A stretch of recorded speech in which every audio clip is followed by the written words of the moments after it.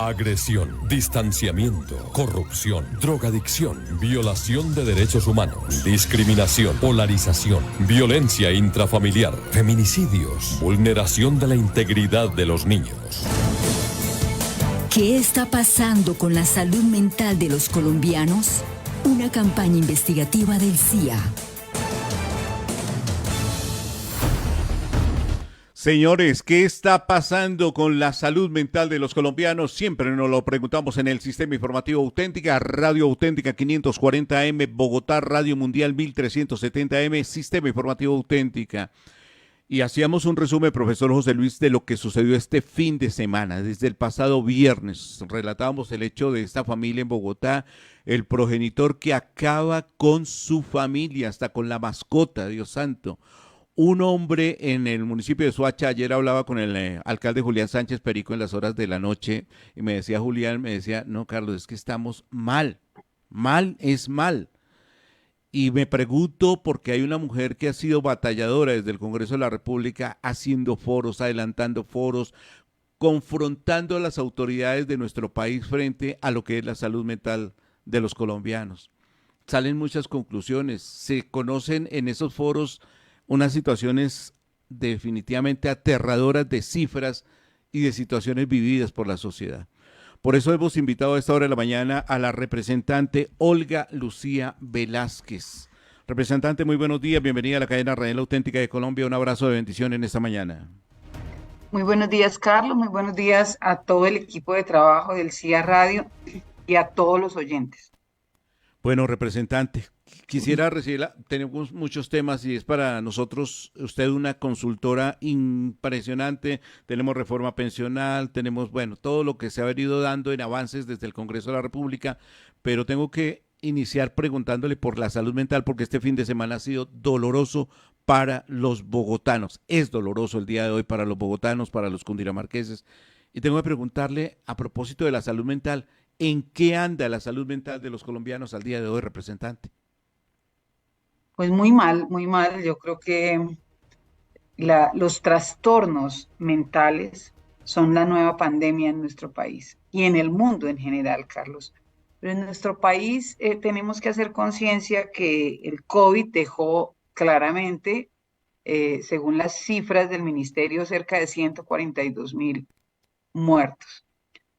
Pero la pandemia que nos está matando y que nos está autodestruyendo son los trastornos mentales.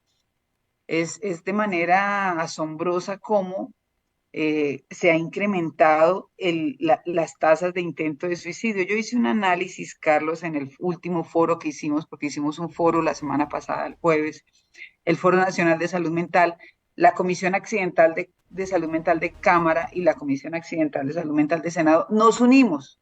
Y mucha gente decía que bueno que se hayan unido porque es muy difícil con tantos celos políticos, pero en realidad yo manifesté que, y lo digo, que esto es tener madurez política. Para mí el tema es trabajar juntos por una causa y no es un tema político, esto es un tema de país, es un tema de verdad que nos tiene que doler el corazón de lo que nos está pasando. Hay trastornos mentales que están acabando con la vida de las personas y autodestruyéndose. Es así como uno de los indicadores trazadores desde el año 2016 que se empezó a medir por el Ministerio de Salud nos refleja cómo la tasa de intentos de suicidio se ha duplicado.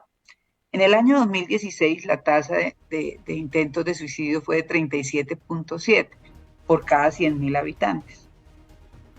Y en el año 2022, que es la última cifra válida, está en 72.39 la tasa. Es decir, se duplicó la tasa de intentos de suicidio. ¿Por qué esta cifra se empezó a medir? Porque cuando una persona intenta suicidarse, puede terminar con una discapacidad. Hay personas que han intentado suicidarse con un veneno y en lugar de quitarse la vida, se quitan la visión, no vuelven a ver, se genera una discapacidad. Hay personas que intentan suicidarse y quedan con un trauma que no pueden caminar, quedan con traumas psicológicos también, que al final algunos de ellos terminan por suicidarse. Es decir, que el intento de suicidio lo que establece es que tenemos una serie de depresiones, de ansiedad, de ataques de pánico, de delirios que están causando en la gente la necesidad de quitarse la vida y de considerar que no hay salidas. Y se autoinflige, es decir, se auto hacen daño, ¿no?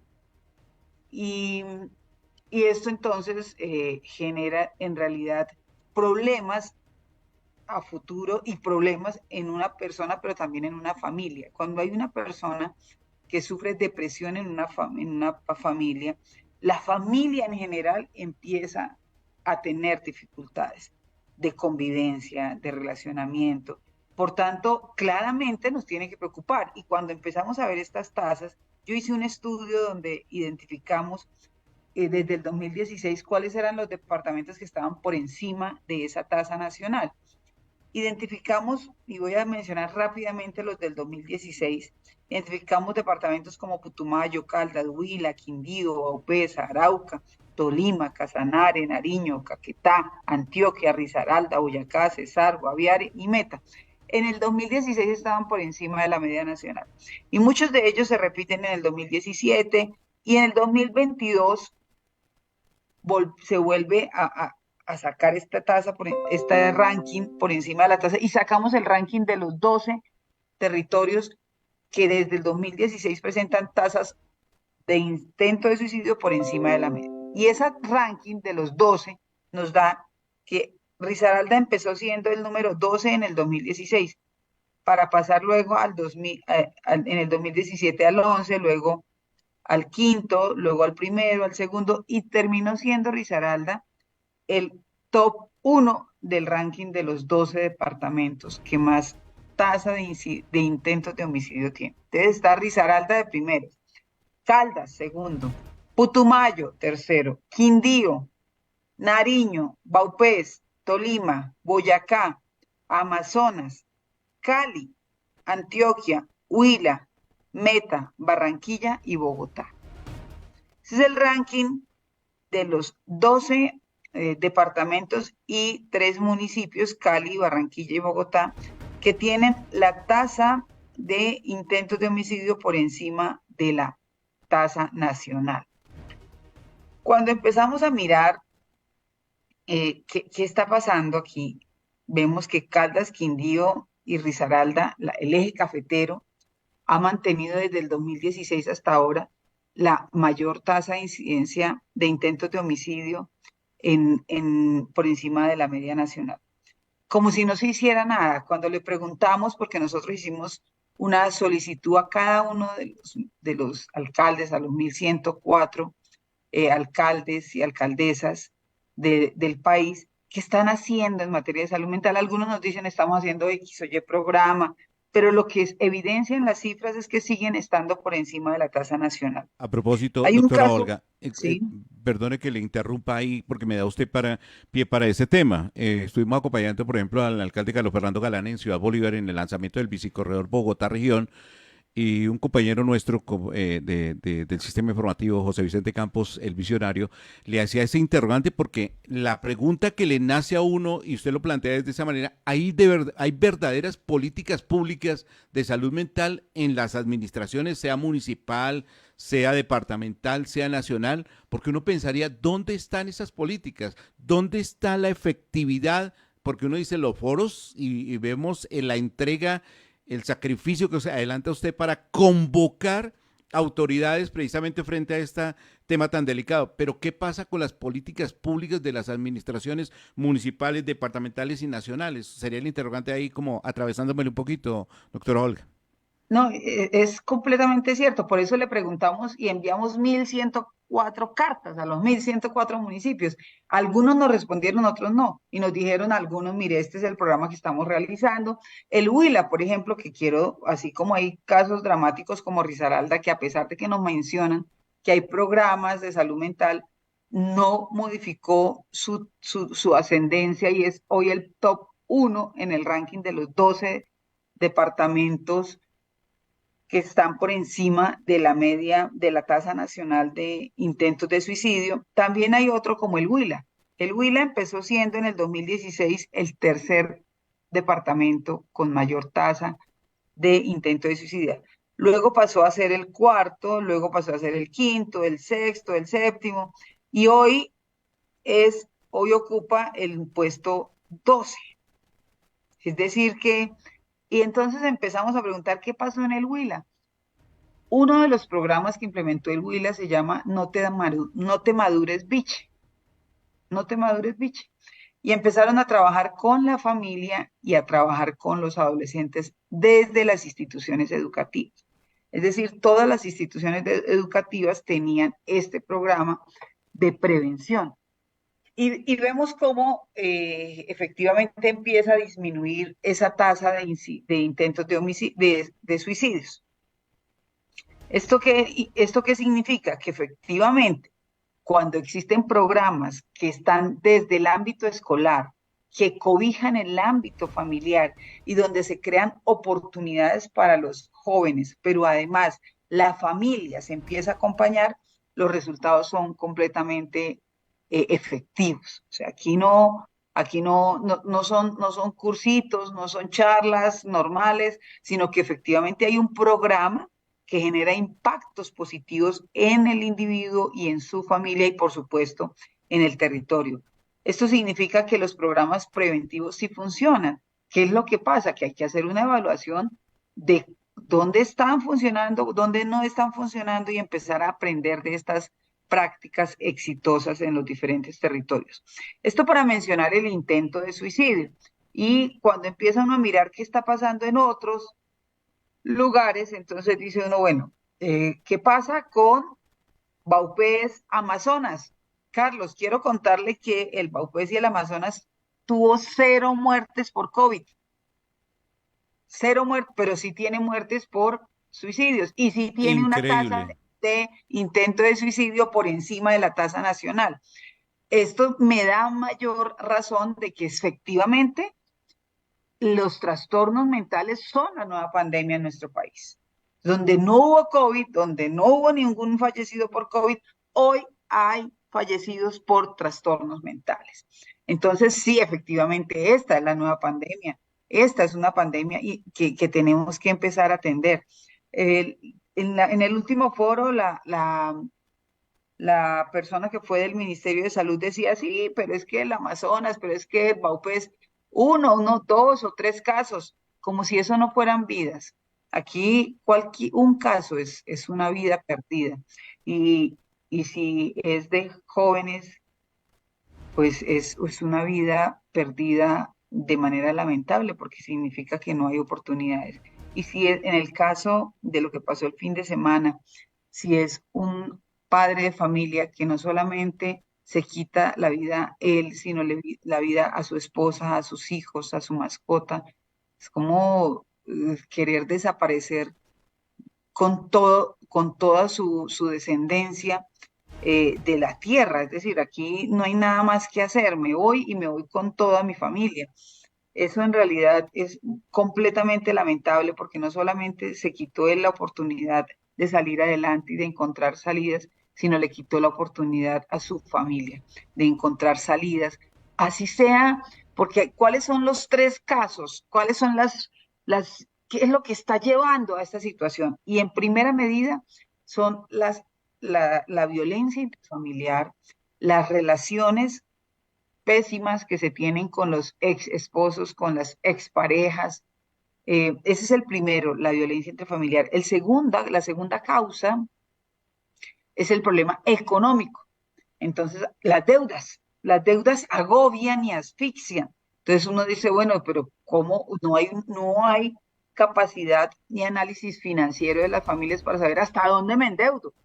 A tal punto que hay personas que se endeudan no solo con el banco, sino con el gota a gota y terminan diciendo aquí no hay salida, me van a quitar la vida. En lugar de quitarme la vida, pues me la quito yo. Y terminan concluyendo esa lamentable decisión.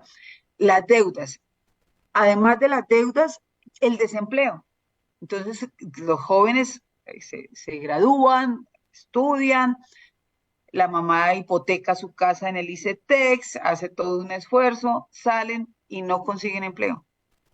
La sensación de incertidumbre, la sensación de frustración es lamentable y entonces consideran que no hay nada más que hacer. Por tanto, la segunda causa es las deudas, el desempleo y la inestabilidad financiera de las personas y de las familias.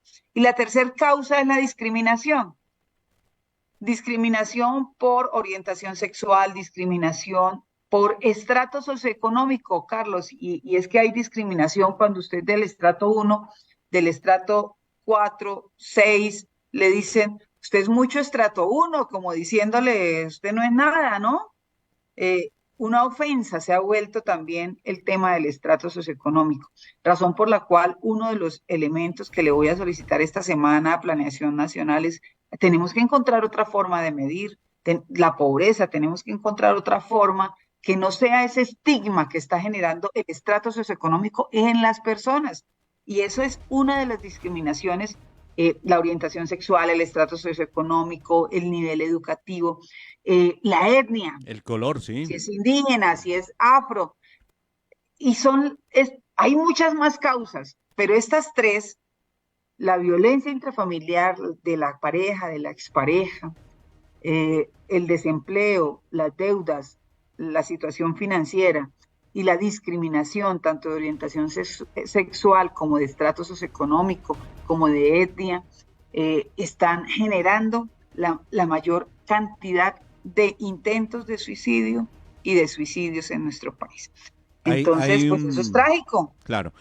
Óscar Javier Acuña, que está en Denver, Colorado, tiene un interrogante a propósito de estos puntos que está desglosando la representante Olga Lucía Velázquez, que ha venido adelantando escalonadamente estos foros, confrontando las autoridades, las estadísticas y precisamente a todos los actores sociales del país en estos foros para analizar con profundidad, con casos reales, ¿no, representante? Llevándolos allí, testimonios reales, testimonios que han sucedido, que están sucediendo y que de pronto quedan como aislados.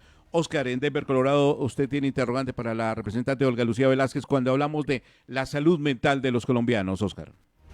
Gracias, Carlos. Con un saludo cordial para la representante Olga Lucía Velázquez, quiero preguntarle si el incremento de casos o de problemas de salud mental, sobre todo en los jóvenes y bueno, hay que decirlo también en las familias en general, podría ser debido a la libertad que se les ha entregado por parte del gobierno para el consumo de drogas, para el consumo de alcohol, verbe y gracia lo que sucedió este fin de semana en Corferias, donde los muchachos libremente pueden consumir sus drogas, y aparte de eso, la forma como se les da permiso de hacer lo que quieren sin que uno como padre pueda castigarlos, porque puede terminar uno como papá metido en una cárcel por tratar de corregir a los muchachos, y todo esto dado a las nuevas políticas que han tenido los gobiernos.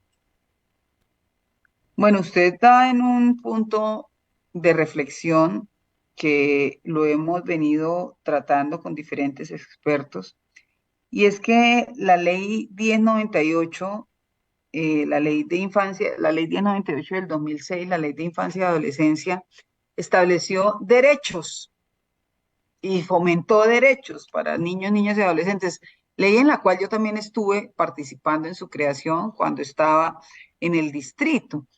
Y claramente habían situaciones dramáticas también donde padres castigaban a sus hijos dejándolos encerrados, amarrándolos a la cama, sin darles alimentación, bueno, unos castigos, la quemada con la plancha, que eso estableció un boom donde dijimos, no, aquí hay que hacer una ley donde garantice los derechos para los niños, niñas y adolescentes. Pero no se enfatizó en los deberes, no se enfatizó en los deberes. Y tampoco se aclaró, y yo creo que ahí también hay un error de interpretación, y tampoco se aclaró que así hayan derechos, los deberes de los padres, la progenitura responsable está en la Constitución. y entonces así se aumenten y se enfaticen los derechos. Los deberes de los padres para con los hijos está en tener una progenitura responsable, es decir, que yo soy responsable de lo que está pasando con mis hijos, independiente de que los derechos estén acentuados en la ley 1098. Y también los deberes en la ley 1098 quedaron muy eh, como superficiales frente a los derechos.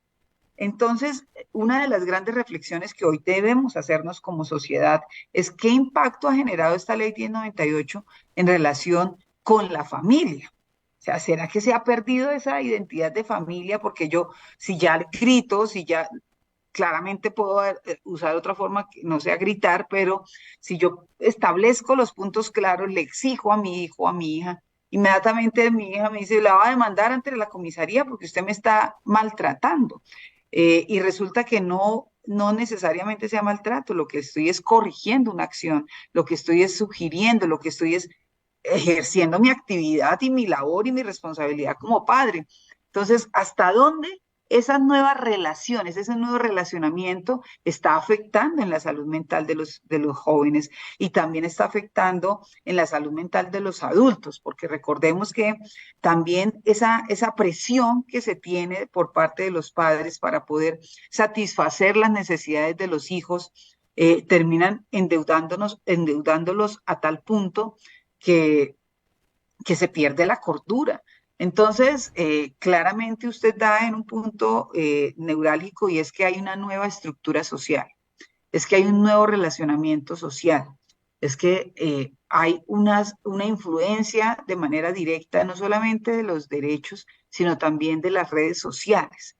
¿Cómo estas redes sociales están afectando el desarrollo de los individuos? ¿No? Y no lo digo solamente de los jóvenes, de todos, de todas las edades, porque quiero contarles que también adultos mayores están quitando la vida. Algunos de ellos deciden vivir solos porque así lo decidieron, otros porque la familia los dejó y otros porque no pueden vivir en comunidad y se terminan quitando también la vida. Entonces no es un tema solamente de un grupo poblacional, sino que la sociedad en general, las familias están enfermas en nuestro país y los trastornos mentales están ganando espacio. Y claramente esta nueva estructura de la sociedad está generando impactos nefastos en la mente, en el relacionamiento, en las familias de la sociedad colombiana. Pero quiero hacer mucho énfasis en el tema del consumo de drogas, donde el gobierno pues ha permitido que los muchachos y que las personas en general puedan consumir drogas libremente. ¿Usted considera que los problemas de salud mental se podrían estar incrementando precisamente por ese consumo libre de drogas? Pues desde que se aprobó en nuestro país la dosis mínima, desde ahí está mal. Es decir, aquí nosotros se aprobó una dosis. ¿Dónde consigue usted la dosis mínima, Oscar? Si se supone que es ilegal el tráfico y la comercialización de droga, es ilegal, pero está aprobado por, por, por, por la Corte la dosis mínima. Entonces, ¿dónde consigue usted? ¿Dónde son los sitios legales entonces para comercializar la droga en nuestro país? No existe porque es ilegal, es ilegal. Entonces, aquí hay un tema también que toca toda la estructura del Estado que le ha dado la posibilidad de tener una dosis mínima y un consumo legal a algo que es ilegal, no solamente en nuestro país, sino a nivel mundial, es ilegal. Entonces, bueno, hay algunos estados, en Estados Unidos, el consumo de la marihuana y otros es legal, ¿no? Pero aquí sigue siendo ilegal. Se está utilizando para productos naturales, el caso específico de la marihuana, pero su comercialización todavía no está completamente clara, ¿no? Y el tema de drogas alucinógenas como la cocaína, como las porque ahora eh, hay múltiples drogas alucinógenas que se venden como si fuese una farmacia, que se encuentran en diferentes lugares clandestinos, pero que todo el mundo a la luz de la gente sabe en dónde están esos expendios. Pues yo sí creo que aquí se requiere un control adicional en la comercialización de los alucinógenos. Pero quiero decirles también que quien tiene una adicción, quien tiene una adicción tiene una necesidad, y esa necesidad es un vacío que tiene en su mente, en su corazón, en su vida. Y hay otras formas de aclararlas, de llenarlas. Y yo soy una mujer de fe. Creo que Dios, cuando uno tiene a Dios en su corazón, cuando cuando le tiene uno temor a Dios, ahí también hay un escenario que se ha perdido, ¿no? Que se ha perdido, y es el de la fe. Y yo creo que se tiene que volver a replantear qué está pasando con las adicciones, porque en realidad cuando usted tiene una adicción, tiene una necesidad, esa ansiedad del consumo de los alucinógenos, es con el propósito de perderse, de tener otro escenario, de vivir en otro mundo, ¿no? Sin mirar que hay unas implicaciones con la familia y con su propia vida de deterioro que no lo alcanza tal vez a calcular de manera consciente. Y aquí lo que tenemos es que hacer conciencia de que cualquier adicción, consumo de licor, que es uno de los consumos que está deteriorando a la familia colombiana, el consumo de licor de manera exagerada, ¿no? El abuso, es decir, la adicción ya, no solo en drogas, consumo de drogas alucinógenas, el juego, porque ese es otro de las grandes adicciones en nuestro país, el juego, están generando daños, trastornos en nuestra mente y en nuestras familias. Pues, representante, Carlos, sí, si usted me permite, quiero preguntarle también con respecto a la mediocridad con la que se están educando nuestros muchachos en los colegios, en las instituciones, precisamente por esas reformas que se han dado a la educación en Colombia, donde se establece un plan de educación institucional y se permite que los niños simplemente no pierdan los años escolares, haciendo que simplemente si no quieren estudiar, no estudien, y eso hace, pues obviamente, que sus decisiones a futuro sean poco claras, representante. Por eso la ley estatutaria de educación que está cursando tránsito en el Congreso, que ya pasó 4 debates, es necesaria. Es decir, la ley estatutaria es necesaria. Le falta el último debate, perdón, le falta el 4º debate en Senado. ¿Por qué es necesaria? Porque se está estableciendo la obligatoriedad de la educación, la obligatoriedad hasta el grado 11, es decir, hasta el bachillerato. Los ninis, los jóvenes que ni estudian ni trabajan, no es un tema de Colombia, es un tema del mundo. Claramente en Colombia es preocupante porque se ha incrementado, pero la ley estatutaria de educación que está para el 4º debate en el Senado de la República es fundamental por la obligatoriedad que establece hasta el grado 11 del bachillerato. un tema muy delicado, un tema que de verdad es muy controversial y como lo destacaba también José Vicente Campos Marroquín en esa visita que hicimos allí a la localidad de Ciudad Bolívar, las políticas públicas. Representante, gracias por atendernos en esta mañana y un abrazote de bendición para usted.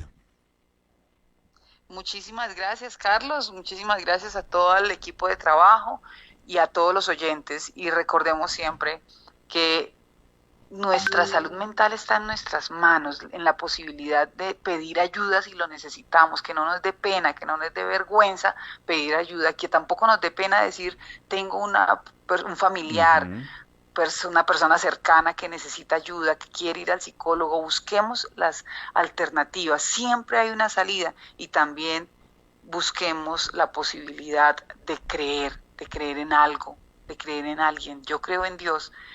Y es legítimo que haya personas que no crean, pero creamos en algo que nos aferre a la vida, que nos llene de esperanza, que nos llene de fe y de ilusión, y que podamos encontrar salidas. Si no existe la posibilidad de entenderme en mi familia, de comprenderme con mi familia, de comprenderme con mi pareja, pues aceptemos también que hay que abrir el camino, pero que nadie es propiedad de nadie, ni tampoco tengo la herramienta ni el poder de quitarle la vida a alguien porque no quiere estar conmigo.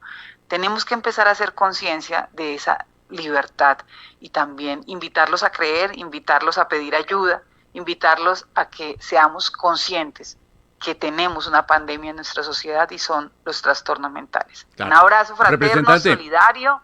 no se me vaya antes porque usted tiene una gran invitación para este viernes 31 de mayo. ¿Qué es? ¿Y para qué sirve sí. Mujeres Berracas y Transformadoras? Bueno, este viernes 31 que los invito a que nos acompañen allá. Estamos haciendo una invitación a todas las mujeres berracas, transformadoras, luchadoras que tienen un emprendimiento, que tienen una obra social. Vamos a hacerles un reconocimiento. Tenemos cerca de 200, 300 personas, creo, inscritas para el viernes. Esperamos contar con 500 mujeres que nos van a contar sus historias, que vamos a reconocer sus historias. Tenemos también un jurado que va a calificar esas historias, mujeres que también hacen camino en este escenario de la transformación de nuestro país, de nuestra sociedad. Y bueno, los invitamos, es el viernes 31 desde las 7:30 hasta la 1 de la tarde en el gran salón del IDERE del Instituto Distrital de Deporte. Calle 63, ahí estaremos presentes, el Sistema Informativo Auténtica, porque vamos a destacar esas historias de vida que nos acerca y que nos lleva precisamente la representante Olga Lucía Velázquez. Representante, Dios le bendiga grandemente, gracias por atender los micrófonos del Sistema Informativo Auténtica. Muchísimas gracias, Carlos, un abrazo fraterno, lleno de afecto y que Dios nos llene de luz, de sabiduría y de gracia para poder seguir avanzando en este camino de la vida. Un abrazo. Credibilidad. www.elciaradio.com